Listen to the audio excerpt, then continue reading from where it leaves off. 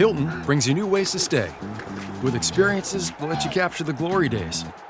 Introducing the Graduate Hotels.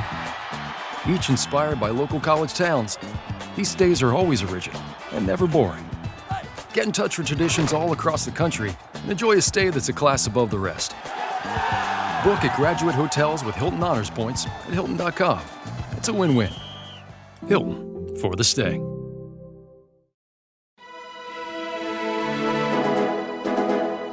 Hey, this is Tom Rush. And you lucky dog, you're listening to the Dr. Sky Experience.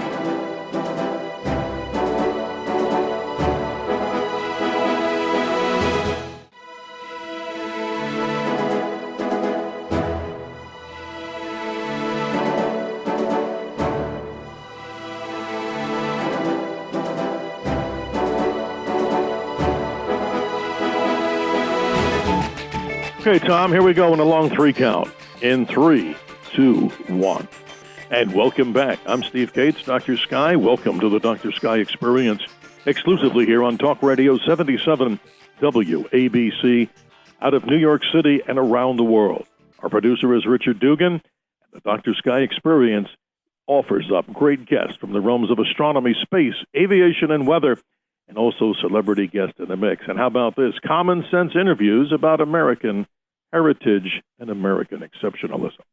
And today, ladies and gentlemen, we're speaking with a gentleman who really doesn't need an introduction, but we here on this show, the Dr. Sky Experience, are proud to have Tom Rush. He's a gifted musician and performer whose shows offer a musical celebration, a journey into the tradition and spectrum of what music has been, can be, and will become. His distinctive guitar style, wry humor, and warm, expressive voice have made him both a legend and a lure to audiences around the world.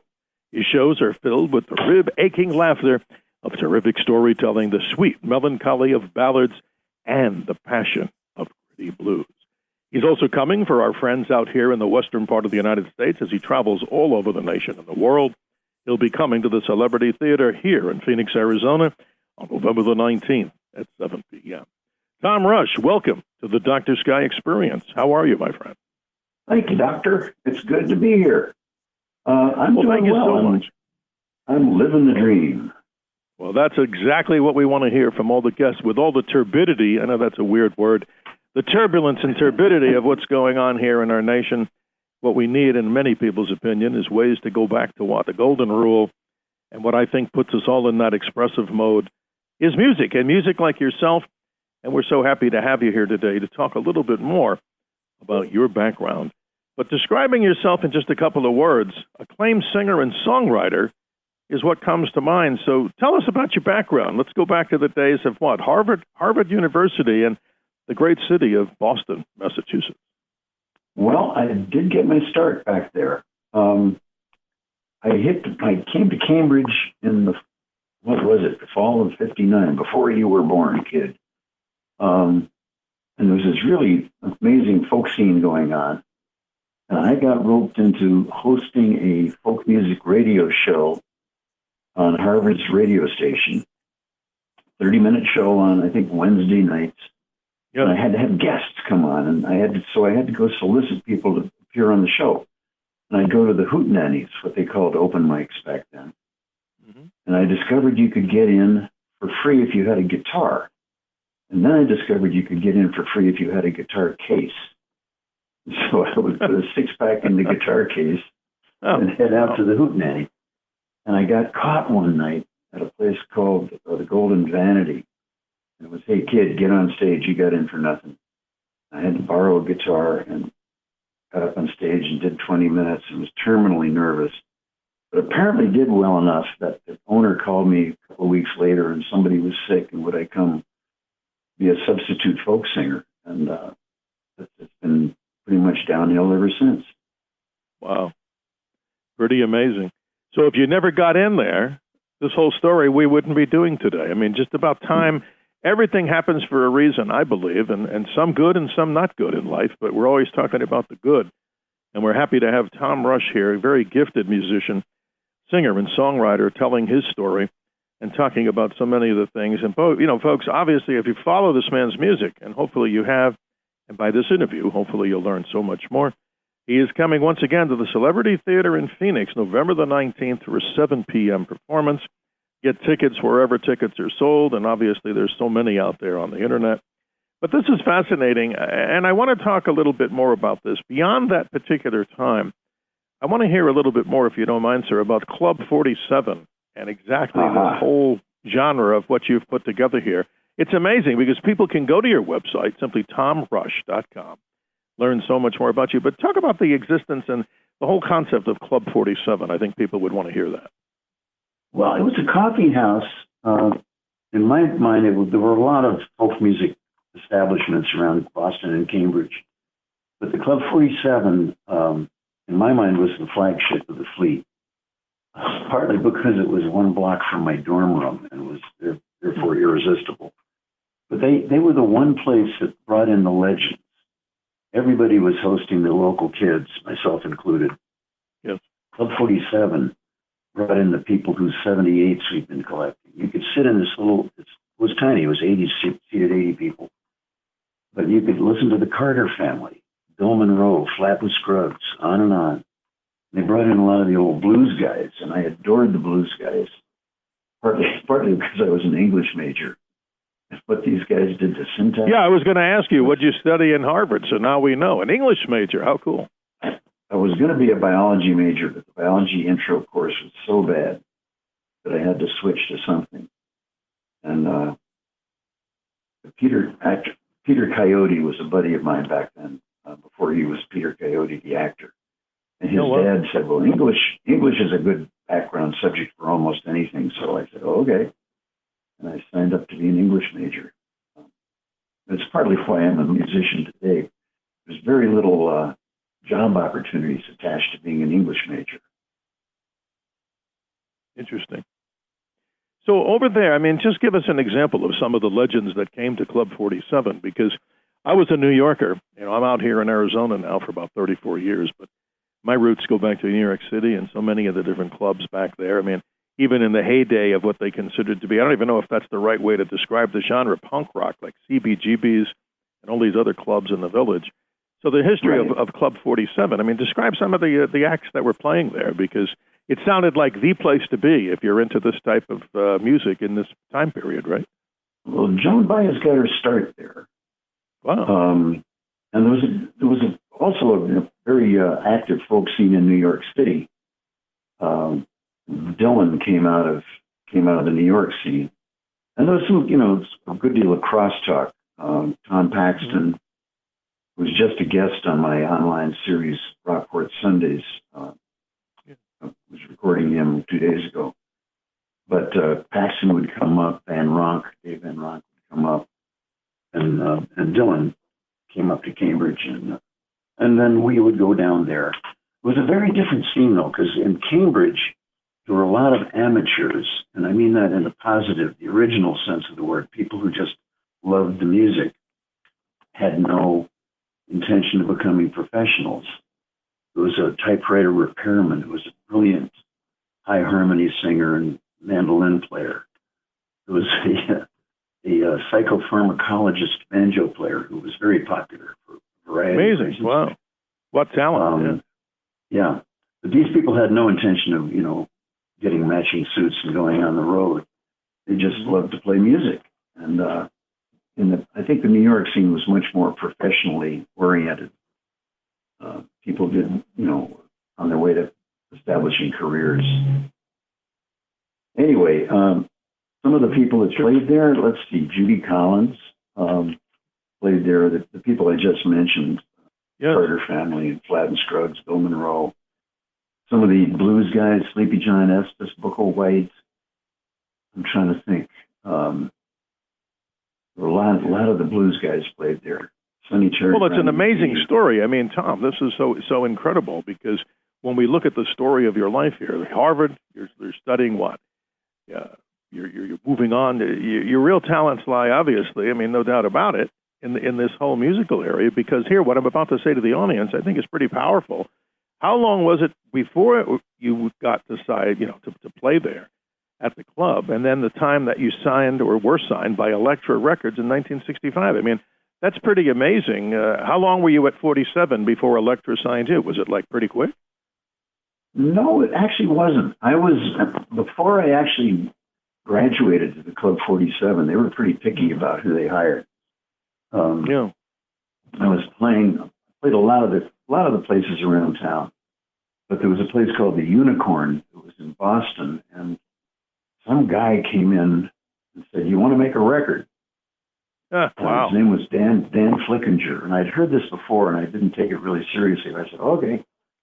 And he actually showed up with this tape recorder the size of a washing machine and lugged it down the steps into the Unicorn, and he recorded 2 nights.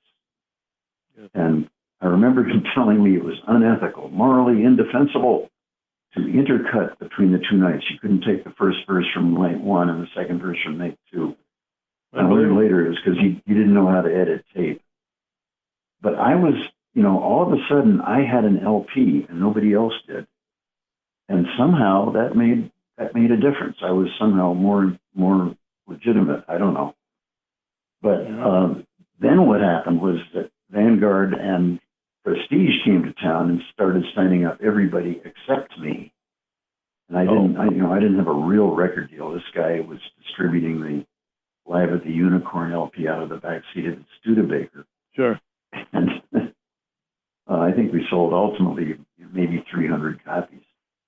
But finally, Paul Rothschild was working for Prestige, and he signed me up to Prestige. Did 2 albums for them, and then moved over to Elektra. Llévate más de lo que esperas todos los días con el nuevo Mid Value en McDonald's. Ahora puedes comprar uno y sumarle otro por $1. Así que cuando tu equipo favorito enfrente a sus rivales, enfrenta tus antojos con $5 Meal Deals. Y si estás corriendo para alcanzar el desayuno, corre al app para llevarte ofertas antes del cutoff. Tú decides, y con Mid Value, tu decisión siempre rinde más. Precios y participación pueden variar. BOGO $1 válido para un producto de igual o menor valor. Debe estar registrado en Rewards para ofertas en el app. Well, it's interesting. I mean, you lived it. I'm just reading this, and I'm fascinated by this, and I'm sure our listeners are.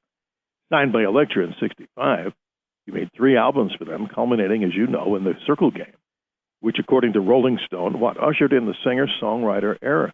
So that's amazing. I mean, your place in history in this is fairly well documented, well deserved, and it's always a privilege and honor to talk to the people that make the music scene happen here. So congratulations on that. I mean, even though it's in the history of the past there, it's just an amazing story. Well, the ushering in the singer-songwriter thing was because that Circle Game album was the first time anybody had recorded Joni Mitchell, James Taylor, or Jackson Browne. Wow. So these 3 brilliant writers were introduced in this one project. And I wasn't trying to usher in anything or discover anybody. I was just basically looking for good songs. And, well, as evidence to that here, I mean, here's a quote, and you know it well. Quote, Tom was not the only one of my early heroes, but also one of my main influences, end quote. James Taylor. I mean, what powerful stuff is that? I mean, God bless you. I mean, your humility comes across here, but that's a great accomplishment in this particular genre of music.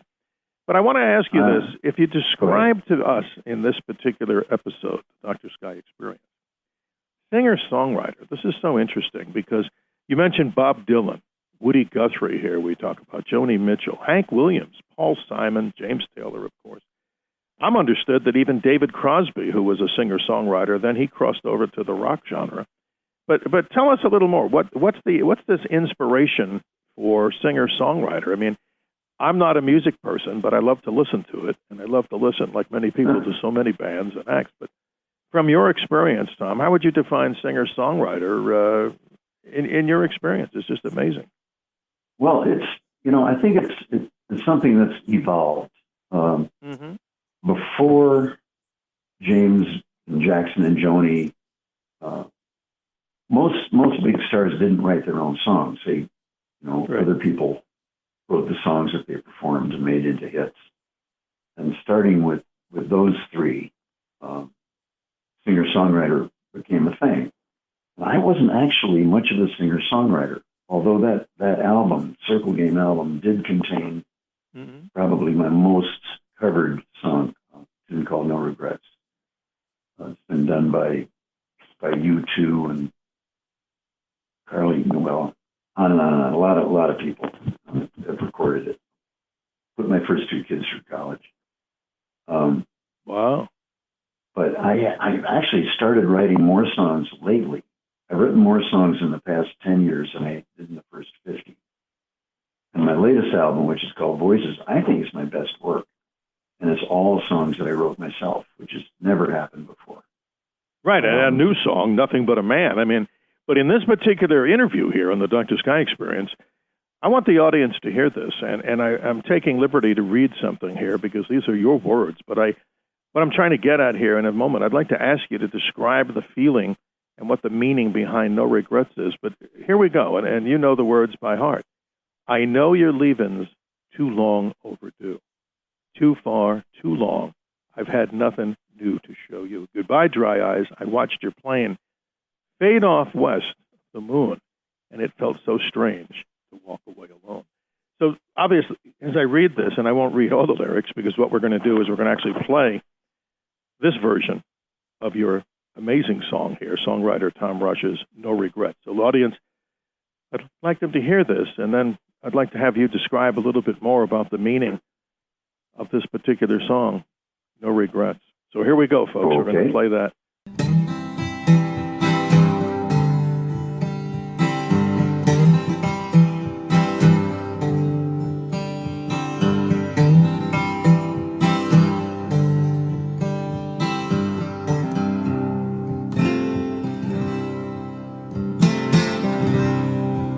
I know your leaving's too long overdue.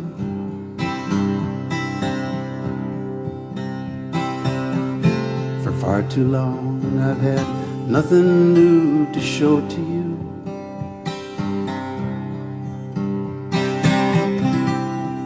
Goodbye, dry eyes, I watched your plane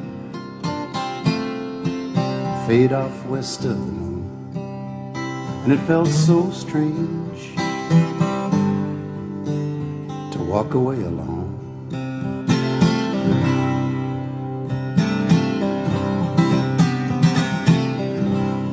There's no regrets, no tears goodbye. Don't want you back. We'd only cry again.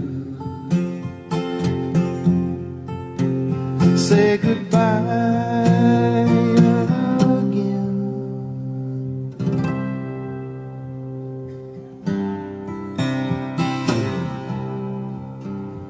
The hours that were yours echo like empty rooms.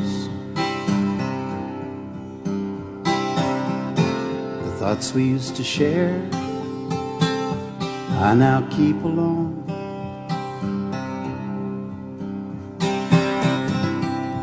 I woke last night and spoke to you,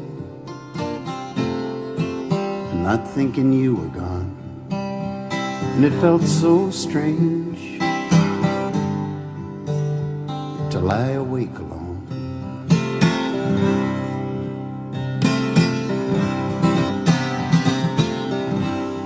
There's no regrets, no tears goodbye. Don't want you back. We'd only cry again. Say goodbye again.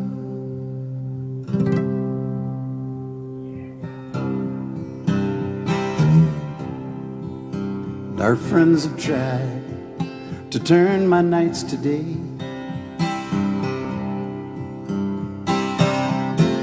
Strange faces in your place can't keep the ghosts away.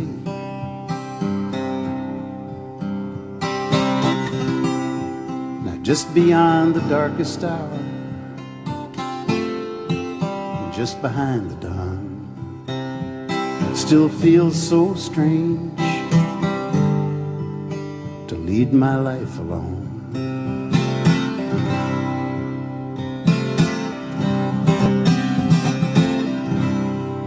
There's no regrets,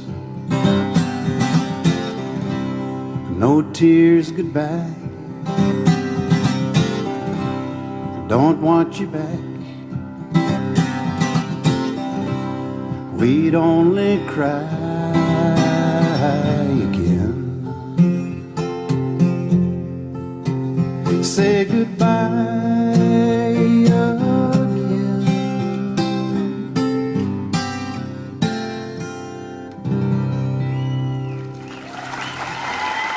Well, that was great. I'm glad that we had a chance to play it. But let's talk a little bit more about the meaning of these words. I mean, may I ask, is that a personal tragedy in your life about love, or is this just some compilation that you pulled together from other people who've had heartache? I mean, heartache's everywhere, but hopefully we come out of it and we feel better about ourselves. It was actually an extrapolation from a real-life experience. Okay. I had a girlfriend from New York named Jill Lumpkin, and I met her in New York, and she actually flew up to Cambridge, flew up to Boston, and spent the weekend with me. Yes. And I'd never spent that many days and nights with anybody before. Wow. And I took her on Monday morning, took her back out to Logan Airport and put her on a plane, and it flew away. Yes. And it felt kind of strange being alone. And from that, I extrapolated it into being the end of a long relationship, which in fact happened and came true. And we did break up after some years. Sure. But it was imaginary. The first iteration of it was me thinking about, oh, it could feel like this if this and that happened. Sure. At Capella University, you can learn at your own pace with our FlexPath learning format. Take 1 or 2 courses at a time and complete as many as you can in a 12-week billing session. With FlexPath, you can even finish the bachelor's degree you started in 22 months for $20,000. A different future is closer than you think with Capella University. Learn more at capella.edu. Fastest 25% of students. Cost varies by pace, transfer credits, and other factors. Fees apply. Wow. And the last words, as you know them by heart, I'm just going and letting the audience hear this, and please comment. I have no regrets, no tears goodbye. Don't want you back, would only cry again. Say goodbye again. I mean, wow. The end of an experience, but that's powerful stuff. And then let's pony off of that so many other people in the music industry have done iterations of this particular song. Give us an example of some of the people who've done their version of Tom Rush's No Regrets. It's understandable that there's many people who've picked up on this. And what's so great, what a high honor to have someone who's written something. Yeah. And in your original version, there's been iterations of that also have what? A different tone, a different sound, but the meaning of the words is still so important. There have been heavy metal versions. Wow. Artists who have recorded No Regrets include Lee Hazelwood, Ann Margaret, Waylon Jennings, Olivia Newton-John, Shirley Bassey, Emmylou Harris, Robbie Williams, I'm not sure who that is. Yeah, A band called Luna. The Walker Brothers in England had a huge hit with it. That was what put my first 2 kids through college. Wow. Lee Hazelwood, Midge Ure, who had a band called Ultravox, heavy metal. Mm-hmm. Heard of them, and sure. Midge did a heavy metal version of No Regrets. It was so ponderous, you could only get 2 verses into an 8-minute cut. And then there was some rap group, and I can't think of their name, but they had a big hit with No Regrets, which I did not recognize. Somebody played it for me. Why are you playing this? What is it? Don't you know, Tom? It's No Regrets. No, that's fine. Tom Rush. Fooled me, and you too actually used the chorus in some of their stage shows for a while. There was an extra 0 on my royalty statement that year. Well, well-deserved. And also I want to share with the audience here in our time today, you obviously returned with a big splash back in 1981. Here we go, folks. Selling out Boston's prestigious Symphony Hall. Describe that. I mean, that's no easy thing to do, and certainly a place like that. I mean, you have people who know that, great performers there. I mean, what a great experience. Just describe that to this audience, even to this day. The story is great. Well, that was the start of a series. I actually own the name Club 47 these days, and I do shows under that banner. I see that. The theme of the shows is basically there are a couple of established artists, myself being one, and then a couple of newcomers, brilliant people that you've never heard of. And I basically browbeat everybody into playing with one another. And the shows are a lot of fun. But I've done them. I've helped to introduce a whole lot of young artists, and hopefully it's been helpful to them. But absolutely, we did a series at Symphony Hall in Boston, an annual thing for a while. But I've also done them at Carnegie Hall in New York and Kennedy Center in Washington D.C. and a bunch of other pretty substantial venues. It's a great story, Tom. But let's ask this question. As this radio show is heard around the nation, the Dr. Sky Experience, we're here on Talk Radio 77 WABC out of New York City and around the world. I, of course, hail from Phoenix, Arizona, but an original New Yorker. But this isn't about me. It's about you. Describe what people can expect when they come to the concert on November the 19th, Celebrity Theater. A great opportunity to experience your music, not only in the past, but also the present, and learn so much more about the thing that you have called Sundays. What the whole program that you do for Sundays? That's amazing. Rockport Sundays. So let's talk about the Celebrity Theater. Will also be the same show. Will be in Tucson the next night. Nice. But Celebrity Theater is actually headlined by Dave Mason, and Al Stewart and I are going to support Mr. Mason. So it should be fun. I've not worked with Dave before, but Al and I have done a bunch of shows together over the years, and he's a treat. I'm very much looking forward to being on stage. This will be great. Again. The online series you're referring to is called Rockport Sundays. Rockport and Sundays. I would urge your listeners to go to tomrush.com, and there's a button right staring you in the face you can click. But Rockport Sundays has been a series I started back at the beginning of the pandemic when I didn't have any shows.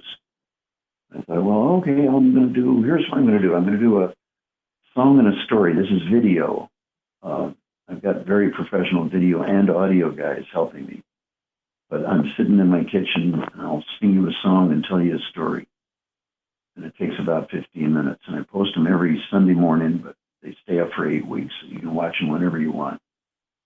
And there's different tiers. It's a subscription series, different tiers. The base tier is $10 a month. And people are loving it. It's now that I'm back on the road and back on stage, I'm still going to keep doing it. It's been a lot of fun. And I'm roping a bunch of my buddies into being guests. We just recorded Tom Paxton. Jonathan Edwards has been there. I'm going to go up to Toronto and record Gordon Lightfoot. Yeah, you're a busy man. That's awesome. There you go. Sometime soon. But it's been a lot of fun. And we just we shoot the breeze and sing a song. I'll do a song. They'll do a song. Maybe we'll do a song together. And we just had our 100th episode. And I'm looking forward to it. Well, that's amazing. It really is. And people need to go to the website, tomrush.com, to learn so much more about this. But your touring schedule is awesome. Obviously, here coming to the West in Arizona here in November. But also, I'm looking on your schedule. You're going into the year of 2023. For all of our friends in the New York City market, don't forget, he's coming in there April 2023. Areas like Connecticut, and I'm sure lots of other locations. As your tour continues, a very proud moment in music history, as we're privileged and honored to speak with Tom Rush today, a very talented singer and songwriter, obviously not just in my opinion, but the opinion of so many people out there. Again, go to his website, tomrush.com. And I got to ask you something else that's interesting here. I'd like to talk about your experience with COVID, because God bless, so many people have suffered the heartache of this particular disease. And if you don't mind, sir, just share with us your story, because I've understood, it's a very important story to talk about how you're a survivor. Well, I got it early on. I was an early adapter. This is mid-March of 2020.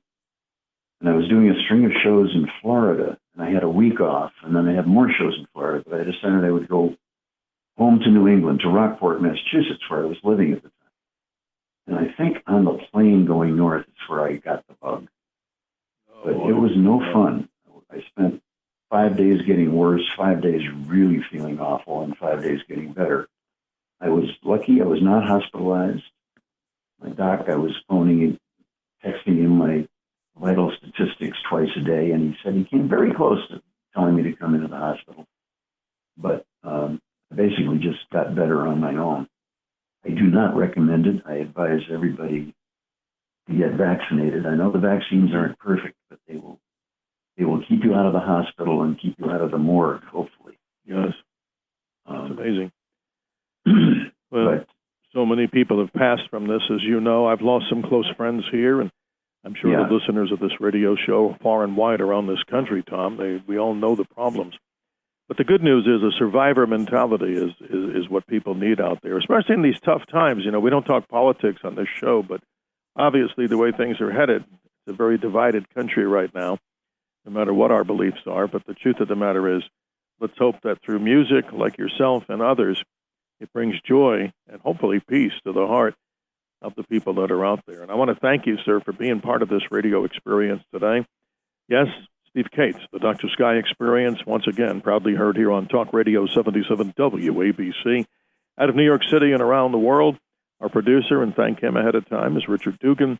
We talk about these great realms, and I know you probably don't know that, Tom, but the great way this radio program started was talking about, because of my astronomy background, science, aviation, space, and all that kind of stuff. But we have made it a habit to talk about so many celebrity guests, and we talk about American exceptionalism here, great stories to keep us proud that we're Americans, and hopefully our country continues in a positive way. So I want to thank you very much. Tom's website is tomrush.com. You get the last word, sir, and I do appreciate your time here on the Dr. Sky Experience. Well, thank you so much for having me on, and I'm looking forward to coming out to Arizona. It's a treat for me to do shows. I love playing songs that I love for the people, and I'm hoping to be doing it for another 50 years. Well, God bless you, and let's hope that we can get there to see you in person, along with many other listeners. Celebrity Theater, for those listening on the West Coast or the western part of the United States. Celebrity Theater, Phoenix, Arizona, November 19th, 7 p.m., coming, of course, across the nation and back to the East Coast as this tour continues well into April of 2023 in the New York metro market. Thank you so much, sir. If you stay on the line with us as we go to the hard break, we'd like to ask you a few questions. That concludes this interesting introduction and experience, the Dr. Sky Experience, heard here again on Talk Radio 77 WABC in New York City and around the world. Until next time, stay healthy. We do appreciate all of our listeners out there, and thank you.